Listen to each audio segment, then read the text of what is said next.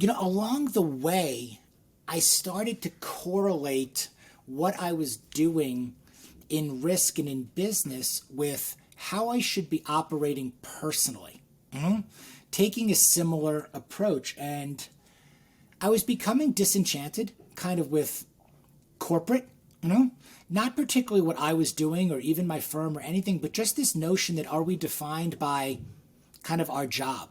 Are we defined by salary and title?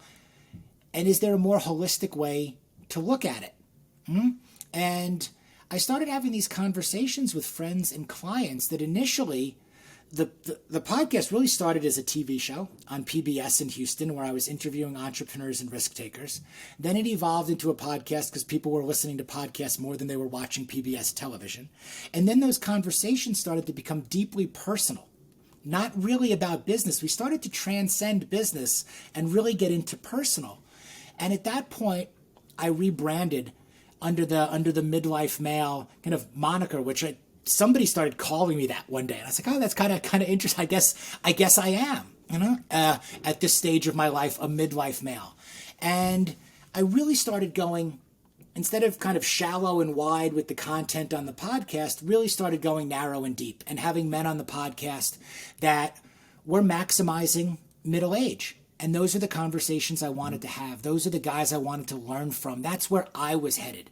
Instead of salary and title and fixating on those things, I had kind of evolved into what I call the 6 F's of family and fitness and finance and food and fashion and fun and all the shit that I was into as a way of living. And that's what the podcast became about. Bringing in experts and thought leaders and interesting men in all of those areas talking about how they were living their lives. And the podcast evolved into a newsletter. The newsletter and the podcast became the book. Along the way, I transitioned out of the firm once we sold and have been doing this full time. It became a coaching program. So I work with men one-on-one all over the country, right now.